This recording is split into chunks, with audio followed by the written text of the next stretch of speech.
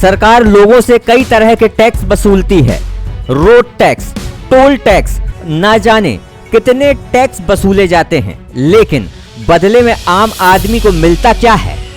सरकार विकास के तो कई दावे करती है, लेकिन विकास के बदले आम आदमी को मिलता क्या है? जरा सोचिए, आपकी गाढ़ी कमाई से सरकार टैक्स तो ले लेती है, लेकिन बदले में देती क्या है? इन तस्वीरों को जरा गौर से देखिए। ये किसी तालाब या नाले की तस्वीर नहीं, बल्कि गाडरवारा नगर पालिका की एक सड़क है, जो कि अब नहर में तब्दील हो गई है। जी हाँ, इन तस्वीरों को जरा ध्यान से देखिए। ये विकास की वो तस्वीरें हैं जो गाडरवारा को स्वच्छता में नंबर 1 बना रही हैं। देखिए जरा हमारे होनहार अधिकारी अपनी काबिलियत का कैसा परचम लहरा रहे हैं। दरअसल गाडरवारा की त्रिवेणी कॉलोनी में कई सालों से जल भराव और गंदगी की समस्या है, जिसको लेकर त्रिवेणी कॉलोनी के बासिंदे कई बार अधिकारियों से शिकायत कर चुके हैं और कई बार अधिकारियों की दफ्तरों के चक्कर काट चुके हैं, लेकिन अधिकारी तो अधिकारी ठहरे, उनके कानों में जूं तक नहीं रेंगी। आपको याद दिला दें कि ये वही कॉलोनी है जहां के युवाओं ने बीते दिनों रंगोली के माध्यम से अधिकारियों को नींद से जगाने का काम किया था और गंदगी के बारे में अधिकारियों को सचेत किया था, लेकिन अधिकारी तो अधिकारी ठहरे, भला उन्हें इससे क्या?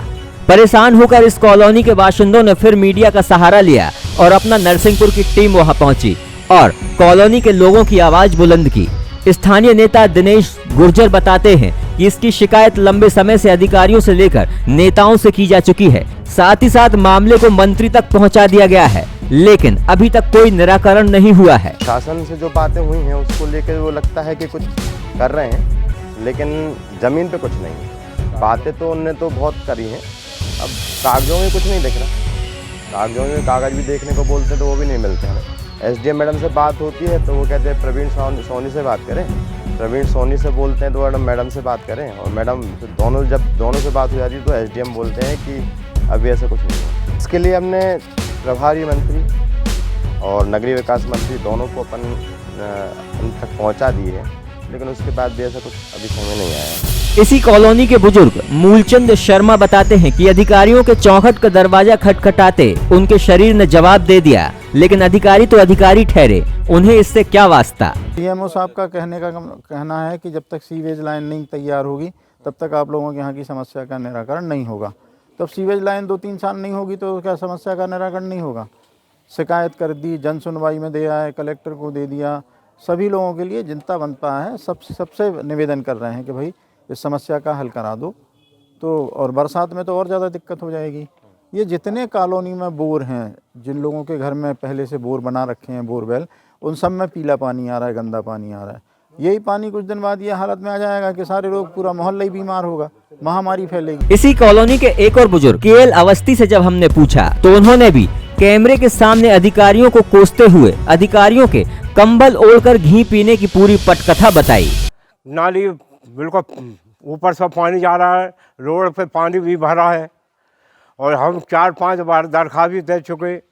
एसडीएम साहब से मिले हो, उन्हें ये बोला कि हम 2-4 दिन नाली बनवा देंगे। नाली भी अभी तक नहीं बनी। अधिकारी कहते हैं काम हो जाएगा, और अभी तक नहीं।